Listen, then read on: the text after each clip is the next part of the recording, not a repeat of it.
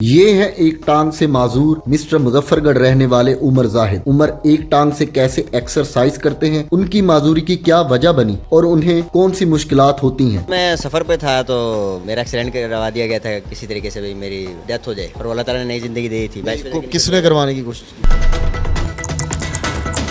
तो उमर ये बताइएगा, माशाल्लाह आप तनसाजी करते हैं, हम जिम में मौजूद हैं।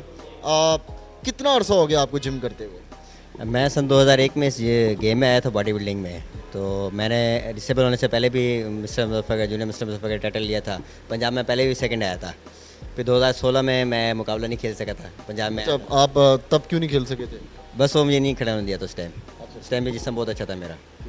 तो फिर मैं 2017 में जब मैंने कंपटीशन की तैयारी की तो फिर मेरा एक्सीडेंट हो गया था। अच्छा ये बताइएगा कि जो हादसा हुआ, जाहिर सी बात है कि इंसान के जो बाजू या जो टांगे हैं, चलना होता है, ये जिस्म का एक इंतहाई अहम हिस्सा होता है। तो ये हादसा हुआ कैसे था, किस तरह रूनुमा हुआ, आप क्या कर रहे थे? बस मैं सफ़र पे था तो मेरा एक्सीडेंट करवा दिया गया था किसी तरीके से, भाई मेरी डेथ हो जाए, और अल्लाह ताला ने नई ज़िंदगी दी थी। को किसने करवाने की कोशिश की? बस वो था कोई अपना। अच्छा ठीक है। जी जी, बस वो ये है कि उसके लिए सबसे बड़ा ये है कि अल्लाह ताला ने मुझे ज़िंदगी दे दी और उसके मुंह पर थप्पड़ पड़ गया कि जो मुझे मारना चाहता था, क्योंकि उसके हाथ में मौत नहीं, मेरे रब के हाथ में। अच्छा उमर ये बताइएगा कि आपकी रोज़ाना की सुबह से लेकर शाम तक की रूटीन क्या है? सुबह से शाम तक की ये रूटीन है कि मैं जब अब कंपटीशन की मैंने तैयारी की थी, जो मैंने खेला है, तो उसमें मैंने 2 टाइम गेम किए सुबह से शाम। वैसे मैं ज्वेलरी बनाता हूँ, आर्टिफिशियल ज्वेलरी बनाता हूँ हाथ से, क्रिस्टल के मोतियों से।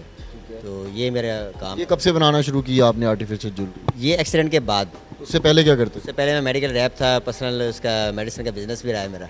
ज्वेलरी का ख्याल कैसे आया? बस अल्लाह ताला ने डाला, बैठे बैठे खुद से ही बनाना शुरू करी, जहन लड़ा कि अब मैं क्या करूँ, क्योंकि मेरा बाजू 5 जगहों से टूट गया था, लेफ्ट लेग भी कटी हुई थी, राइट लेग भी इंजर्ड थी। चलो आपने बताया आपकी बेटी हैं आपके साथ रहती हैं? जी जी अल्हम्दुलिल्लाह। अभी उन्होंने ही मुझे जो है ना मोटिवेशन दी है, और मैं इस मकाम पर बेटियों की वजह से आया हूँ।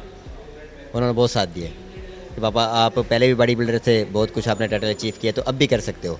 तो मैंने अपनी पोजीशन बरकरार रखी। मैं पंजाब में पहले भी सेकंड आया था, फिर मैंने 2 फरवरी को 2023 में मैं साउथ पंजाब में सेकंड आया, मिस्टर मुल्तान में सेकंड आया। फिर मैंने नई डेट आ गई थी मिस्टर पाकिस्तान और पंजाब के सुपर की, उसकी तैयारी की।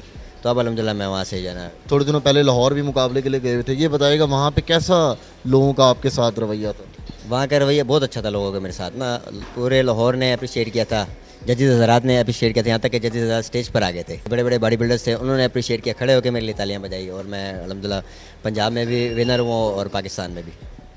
उमर अभी ये भी बताइएगा कि जो लोग जिम करते हैं उनको वो इसको महंगा खेल भी समझते हैं, तो इस महंगे खेल को आप जो जेवर बेचते हैं उससे पूरा कर पाते हैं?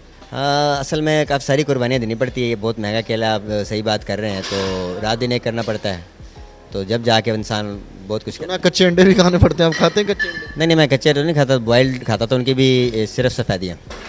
जी जी, बाकी अलग डाइट्स होती है, हर जिस्म के मुनासबत से उसकी अलग डाइट होती है। साइज़ बढ़ाना है तो अलग डाइट होगी, आपने काटना है तो अलग। अल्लाह के बाद जो आपकी बेटियाँ हैं, अल्लाह आपका साया उन पे सलामत रखे, उनकी मोटिवेशन और उनके जज्बे की वजह से भी आप आगे बढ़ते रहे? बहुत ज़्यादा उनकी मोटिवेशन भी बहुत ज़्यादा थी, और उनका मेरे साथ ताउन भी बहुत ज़्यादा था। यानी कि मेरी डाइट से लेकर एक्सरसाइज तक उन्होंने कहा कि पापा आप कर सकते हो, यू कैन डू इट का उनके मुंह पे हर टाइम अल्फाज होते थे कि आप कर सकते हैं। और अभी उनका ये था कि आप पंजाब में सेकंड आ सकते हैं, तो आप विन क्यों नहीं कर सकते। पर वो एक शॉकिंग न्यूज़ थी कि मैं पाकिस्तान में विनर हो गया। जब मैं लाहौर गया तो वापस आया, तो बहुत ज़्यादा खुश थे बच्चे। तो ये बताइएगा, जो लोग मतलब भीख मांग रहे होते हैं, किसी के हाथ नहीं होता या उंगली भी टूट जाए या सेहतमंदी, उनको क्या पैगाम देंगे आप? बस अल्लाह की ज़ात से मांगना चाहिए इंसान को, और डिसाइड नहीं होना चाहिए।